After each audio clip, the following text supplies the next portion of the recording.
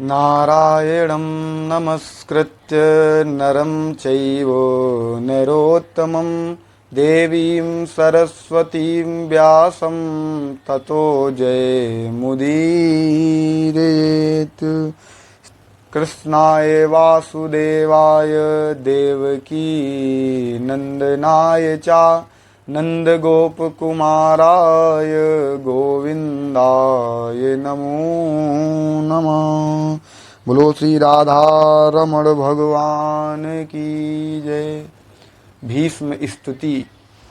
एक दिन प्रभु ने देखा कि श्री युधिष्ठिर जी महाराज थोड़े से चिंतित बैठे हैं, बहुत परेशान दिखाई पड़ रहे हैं। प्रभु ने पूछा, क्या बात है भैया? समस्त शत्रुओं का पराभव करा करके आज सम्राट के पद पर बैठे हो, फिर भी निराश क्यों बैठे हो? युधिष्ठिर जी भी व्यामोहित हो गए, परेशान हो गए और बोल उठे कि प्रभु जरा बताइए, जिन महापुरुषों की उंगली पकड़कर चलना सीखा, जिनकी गोदी में खेले, जिनको हमेशा दंडवत प्रणाम किया, आज मैंने उन सबको समाप्त करके इस गद्दी को पाया है। हमारे कितने स्नेहीजन स्वजन, इन सबको मार करके उनकी स्त्रियों का सिंदूर हमने उजाड़ दिया। प्रभु, जब वह विधवा स्त्रियां मेरे आँखों के सामने आती हैं तो चित्त व्यथित हो जाता है कि इस गद्दी के लिए मैंने इनका सुहाग उजाड़ दिया। धर्मराज मोह ग्रसित हो गए। भगवान विविध भांति उन्हें समझाने लगे, पर युधिष्ठिर जी की समझ में बात आती नहीं, क्योंकि युधिष्ठिर जी महाराज श्री द्वारिकाधीश प्रभु को अपना छोटा भैया मानते हैं, वात्सल्य भाव रखते हैं, अनुज की भावना है। इसलिए और उपदेश तब प्रभावित होता है जब उपदेशज्ञ के प्रति गुरुत्व की भावना हो। यही वचन कोई बुजुर्ग व्यक्ति बोले तो जल्दी समझ में आता है। भगवान समझ गए कि इन्हें किसी बुजुर्ग के पास ले जाना चाहिए। भगवान बोले, तो चलो भैया, पितामह भीष्म के पास मिलने चलते हैं। समस्त पांडव परिकर को लेकर प्रभु पधारे। पितामह भीष्म बाणों की सैया पर लेटे हैं।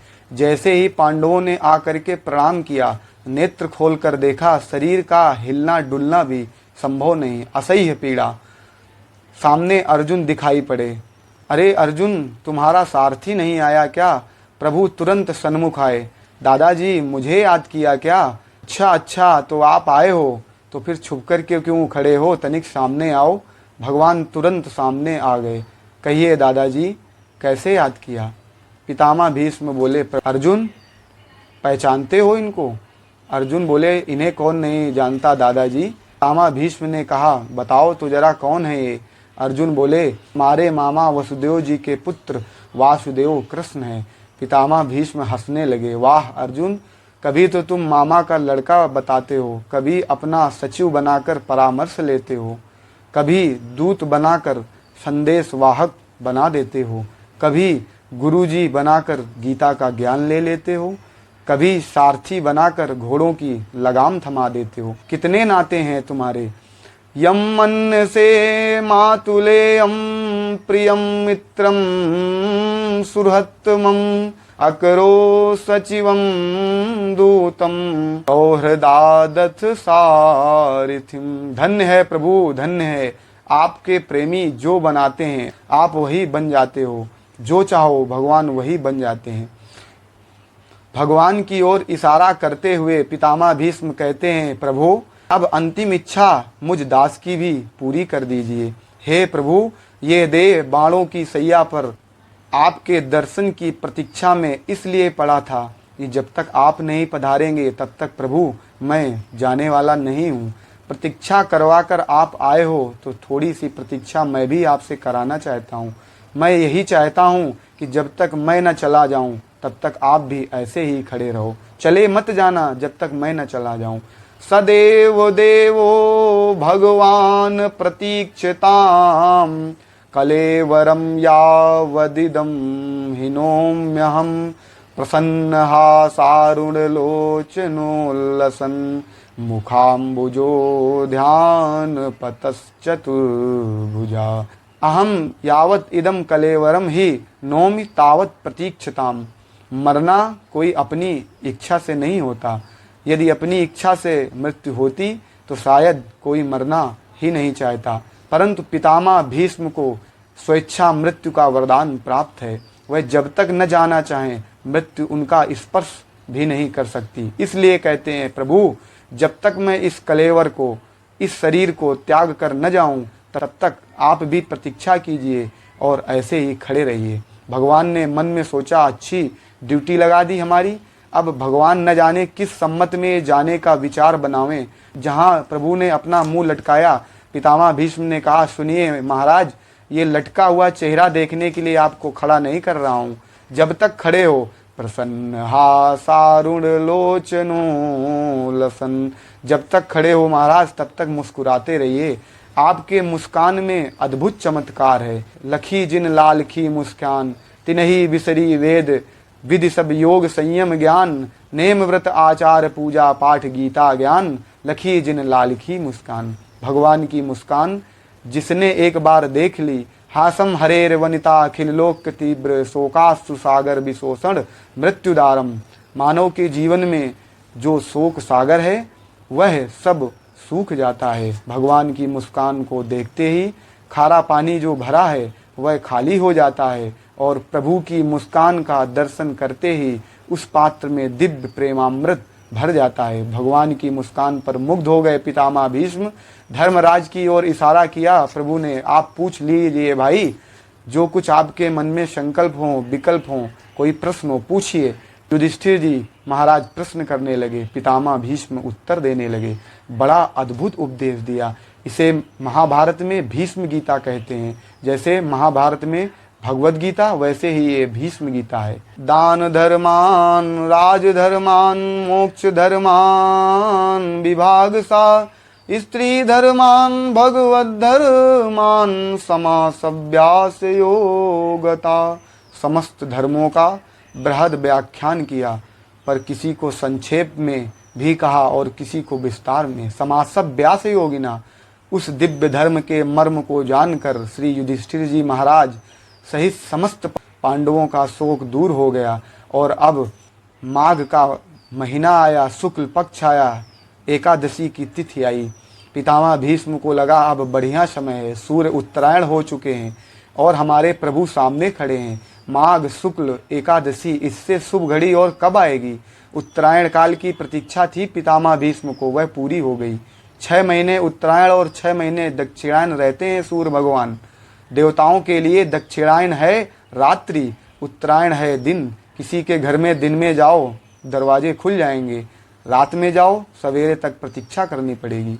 दक्षिणायन में जो देह त्याग करके जाते हैं उन्हें दरवाजे बंद मिलते हैं और उत्तरायण में जाने वाले को खुले मिलते हैं, ऐसी शास्त्र की मान्यता है। सो पितामह भीष्म को उत्तरायण की प्रतीक्षा थी और इधर हमारे प्रभु भी तो उत्तरायण हैं।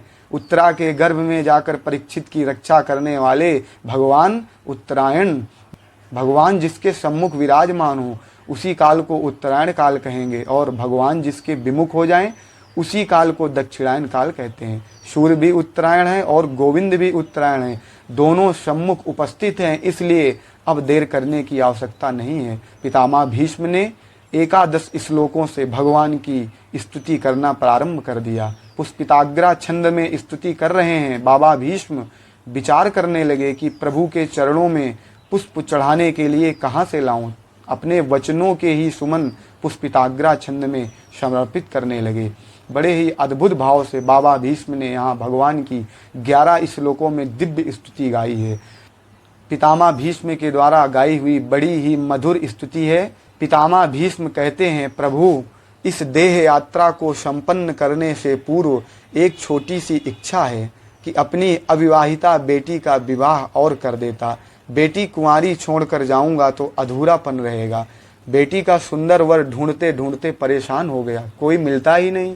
भगवान मुस्कुराए, बाबा विवाह तो तुम्हारा ही नहीं हुआ, फिर तुम्हारी ये बिटिया कहाँ से आ गई जिसकी चिंता तुम्हें पड़ी है? पितामह भीष्म कहते हैं, इति मति, ये जो मेरी मति है ना, बुद्धि, प्रभु मैंने इसी को अपनी बेटी बना लिया है। महाराज बहुत ढूंढा, बेटी जैसी पढ़ी लिखी हो, सुशील हो, वर भी तो वैसा ही होना चाहिए। भगवान बोले, क्यों, तुम्हारी बेटी कोई ज़्यादा पढ़ी लिखी है क्या? भीष्म बाबा बोले, महाराज ऐसी बेटी आपको त्रिभुवन में मिलने वाली नहीं है। क्या योग्यता है? प्रभु मेरी मति में सबसे बड़ी योग्यता तो ये है कि इसमें कोई तृष्णा नहीं है। अथवा संसार में किसकी मति है जिसमें कोई तृष्णा ना हो, कोई वित्तृष्णा से, कोई पुत्रेषणा से, कोई लोकेषणा से। सुत बित लोक ईस नाती केहि के मति इन कृत नामलीनी, केहि के मति इन कृत नामलीनी, सुत बित लोक ईस नातीनी। सबकी मति तृष्णा से ग्रसित है, पर प्रभु मेरी मति में कोई तृष्णा नहीं है। और ऐसी निर्मल मति का पति संसार में ढूंढने पर कहीं नहीं मिला। प्रभु आपको देखकर आज लग रहा है कि मिल गया, आप ही, ये मेरी खोज आप ही हो। और प्रभु आप जैसे सुंदर वर को वधू की भी तो आवश्यकता होती है। आप कहते हो गीता में, मई बुद्धिम निवेशया, अतः यह निर्मल मति आपको समर्पित है। प्रभु ये पितामह भीष्म के द्वारा बड़ी ही मधुर स्तुति गाई गई है। प्रभु की 11 श्लोकों में स्तुति गाई है। आप सभी लोग जरूर श्रवण करें। बोलो श्री राधा रमण भगवान की जय।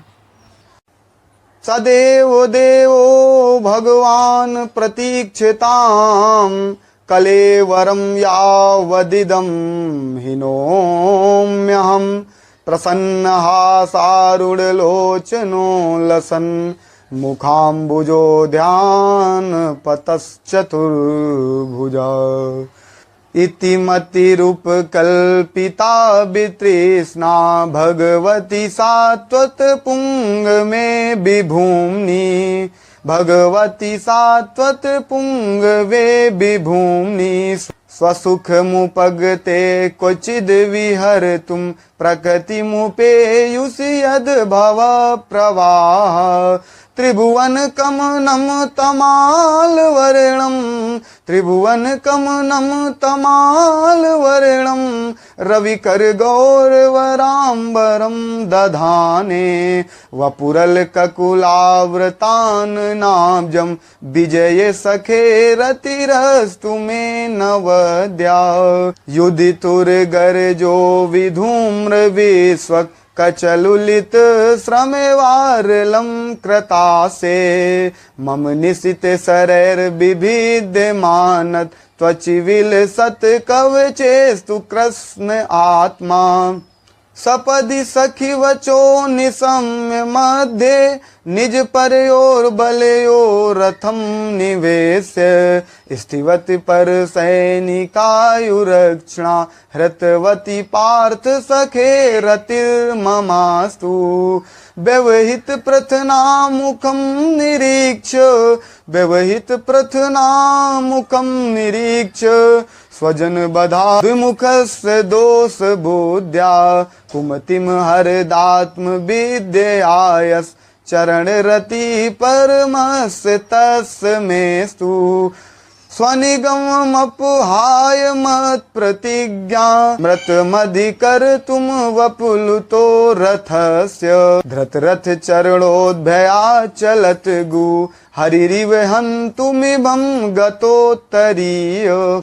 सित विसिक हतो विशीर्ण दंसा क्षतज परिप्लुत आततायिनो में। प्रसभम भिस्सार मदवदार्थम सभवतु मे भगवान गतिर्मुकुंदा। विजय रथ कुटुंब आततोत्रे धृत है रसिमिन तच्छिये क्षणीये।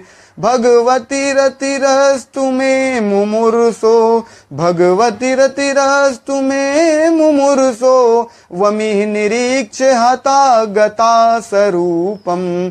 ललित गति विलास वल्गुहास प्रणय निरीक्षण कल्पितो रुमाना। मनुकृतवत् उन्मदान्दा प्रकृति मगन किलयस गोप वध्वा मुनिगण नृपवर संकुलेन्ता सदसि युधिष्ठिर राजसूय एसाम अर्हण मुप पेद ईक्षणीयो मम दृशि गोचर एस आविरात्मा तमिमम ह्रमजम शरीर भाजाम हृदय दृष्टित मात्म कल्पितानाम प्रतिदर्शमिव नैक धार्क में कम प्रतिदर्शमिव नैक धार्क में कम समधिगतोऽस्मि विधूत भेद मोहा इति मतिरूप कल्पिता वितृष्णा